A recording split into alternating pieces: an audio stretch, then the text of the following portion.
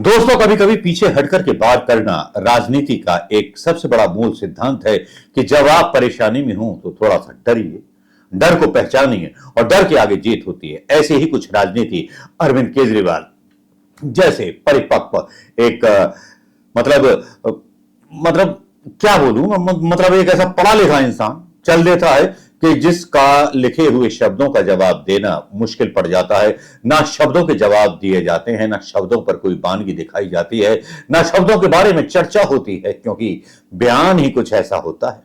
जी हां, अरविंद केजरीवाल ने फंसा दिया मोहन भागवत को और फंसा दिया अमित शाह को और फंसा दिया मोदी जी को और फंसा दिया साथ में पूरी भारतीय जनता पार्टी को और सवाल उठा दिया आरएसएस के उस राष्ट्रवाद पर, जिस राष्ट्रवाद के ढोल को लेकर के पूरी आरएसएस देश में अपने आप को स्वयं सेवक संघ कहती है और कहती है कि हिंदुस्तान की रक्षा हम करेंगे।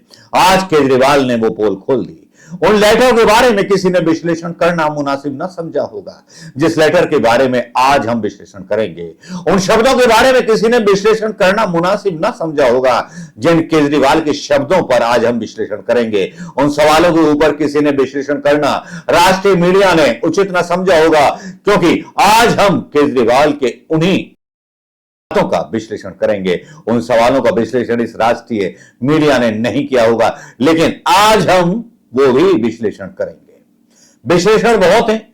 विश्लेषण तो प्रधानमंत्री मोदी जी की विदेश यात्राओं समेत पता नहीं क्या क्या है, और प्रधानमंत्री मोदी जी के पाप इतने हैं और इतने झूठ हैं जिनको बता नहीं सकता। कि किसी जमाने में बोलते थे कि मेरी मां बर्तन मांजती थी, और फिर खुद ही स्वीकार करते हैं कि मेरा तो बचपन का नाता रहा है, और इनके रिश्ते जो है ऐसे अमेरिका के आदमी के साथ बताए जाते हैं जिसने अमेरिका की सीआईए एजेंसी के साथ काम किया हो और भारत के खिलाफ वो काम करते रहे। तो अमेरिका को कोई आदमी चाहिए था ऐसा। चलिए, इसके बारे में वीडियो अलग बन सकता है, लेकिन आज बात है उस केजरीवाल की, उस आम आदमी पार्टी के आदमी की जिसने झाड़ू से आंदोलन शुरू किया था, जिसको जेल भेज दिया जाता है, जिसकी ईमानदार पार्टी के तीन तीन नेताओं को जेल के शिक्षों की हवा खिला दी जाती है। मतभेद कांग्रेस और सारे विपक्ष के बीच हो सकते हैं, लेकिन सच्ची बात का समर्थन करना बनता है कि समर्थन किया जाए। इंडिया गठबंधन और हम सबको एक होकर के पुरजोर एक आवाज में ये बात उठानी चाहिए जो केजरीवाल साहब ने पूछी। एक जिस तरह से संघ को नंगा किया और जिस तरह से बीजेपी को नंगा किया है, वो वाकई में अरविंद केजरीवाल, नो डाउट आपने क्लैपिंग ली है। हालांकि भले ही आशी ने आपकी कुर्सी अलग छोड़ दी हो, ये दिखाने की गुरु परंपरा होती है, आदिशी के आप गुरु हैं, लेकिन मीडिया ने क्या दिखाया? मीडिया ने दिखाया कि वो आपकी कठपुतली है। ये तो आदत पहले से रही है। मनमोहन सिंह अपने आप फैसले लेते थे, लेकिन बताए जाते थे कि सोनिया की कठपुतली है। लेकिन छोड़िए, लेकिन वो कुर्सी सोनिया जी की अलग से नहीं डली हुई थी, लेकिन आप आशी ने डलवाई एक संकेत देने के लिए, वफादारी साबित करने के लिए, लॉयल होने के लिए करना पड़ता है। लेकिन आज केजरीवाल ने जो आरएसएस प्रमुख से 5 सवाल पूछे, उसकी वजह से जल जला आ गया पूरे भक्तों में और पूरी बीजेपी में और पूरे संघ में। लोग थर्रा उठे। केजरीवाल ने आखिर ऐसा क्या चिट्ठी में लिख दिया कि जिसकी वजह से परेशानी होने लगी, सबको परेशानी होने लगी।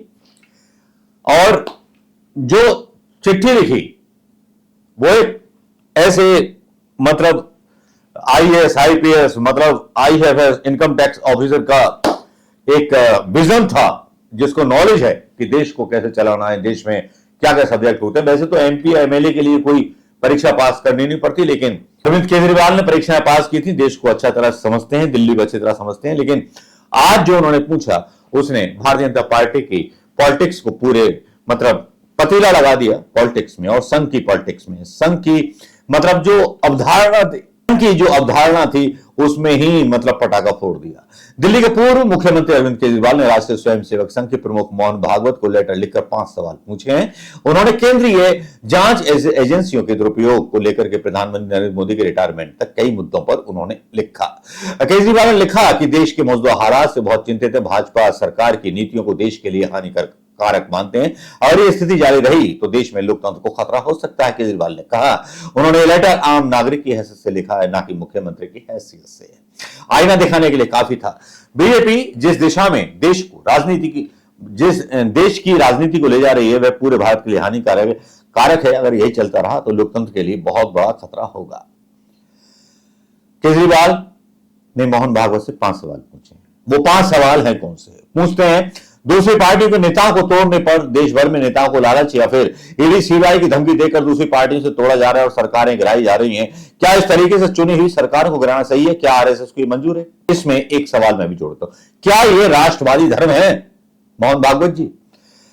नंबर 2 क्वेश्चन, भ्रष्ट नेताओं का बीजेपी में शामिल होना। कुछ नेताओं को खुद प्रधानमंत्री मोदी और अमित शाह ने भ्रष्टाचारी कहा, लेकिन कुछ दिन बाद उन्हें बीजेपी में शामिल कर लिया गया। क्या आरएसएस ने ऐसी बीजेपी की कल्पना की थी? क्या आपको यह सब देख करके कष्ट नहीं होता? Question mark. राष्ट्रवादी संघ कब प्रतिक्रिया देगा? बीजेपी को सही दिशा में, क्वेश्चन नंबर 3, बीजेपी को सही दिशा देने पर आरएसएस की जिम्मेवारी है। यदि बीजेपी गलत राह पर जाए तो उसे सही राह पर लाया जाए। क्या आपने कभी मोदी को गलत कामों से रोकने की कोशिश की? मेरा ऐड कर देता हूं, क्या राष्ट्रवादी धर्म, हिंदुस्तान के प्रति धर्म भागवत जी आपने निभाया? क्वेश्चन नंबर 4, आरएसएस और बीजेपी के संबंध में जेपी नड्डा ने लोकसभा चुनाव के दौरान कहा, अब बीजेपी को आरएसएस की जरूरत नहीं। इस बयान से आरएसएस कार्यकर्ता आहत हुए थे। आप इस पर क्या सोचते हैं? Question mark. राष्ट्रवादी स्वयंसेवक मोहन भागवत जी, आपका इस पर क्या कहना है कि आपके अस्तित्व को ही नकारा जा रहा है? क्वेश्चन नंबर 5, बीजेपी के 75 साल के रिटायरमेंट कानून पर 75 साल की उम्र के बाद बीजेपी नेताओं को रिटायर करने का कानून बना था, जिसके तहत आडवाणी जी और मुरली मनोहर जोशी जैसे नेताओं को रिटायर किया गया। क्या अब इस कानून का पालन हो रहा है? क्या इसे मोदी पर भी लागू होना चाहिए? Question mark. क्या राष्ट्रवादी संगठन स्वयंसेवक संघ के मुखिया जो हैं इस पर अपना बयान देंगे, अपना तथ्य देंगे जो अरविंद केजरीवाल ने आरोप लगाए? केजरीवाल ने उम्मीद जताई कि मोहन भागवत इन सवालों को जवाब देंगे और देश के इन मुद्दों पर उनकी राय जानने का मौका मिलेगा। और केजरीवाल ने भागवत से यही 5 सवाल 22 सितंबर को दिल्ली जंतर मंतर की सभा के दौरान पूछे थे। दिल्ली के इस्तीफे के बाद बहुत वही एक परंपरा साबित की अरविंद केजरीवाल ने, जो लोकतंत्र में एक सीएम को करनी चाहिए। और जिस अंदाज से जिन लोगों का प्यार अरविंद केजरीवाल को मिला, तो वो अपने आप में एक अनोखा है। और जिस तरह से अरविंद केजरीवाल ने खंबे उखाड़े हैं, वो वाकई में आश्चर्यजनक हैं। चाहे पीडब्ल्यूडी और बिज समेत 13 विभाग अपने पास रखे हैं आतिशी ने, वही सौरभ भारद्वाज को हेल्थ और 8 प्रमुख विभागों को जिम्मा दिया गया है। उन्हीं लोगों को जिम्मा दिया गया है मंत्रालयों का, जिन पर कुछ लोगों का भरोसा है, क्योंकि बीजेपी आम आदमी पार्टी के अंदर भी सेंध लगा चुकी है। क्या मोहन भागवत इन सवालों का जवाब देंगे? क्या मोहन भागवत इन सवालों पर अपनी राय रखेंगे? क्योंकि एक तरह से मुझे लगता है कि प्रधानमंत्री मोदी का और संघ का गर्दा उड़ा दिया है अरविंद केजरीवाल ने। नमस्कार, जय हिंद। आपकी क्या राय डालना मत भूलिएगा।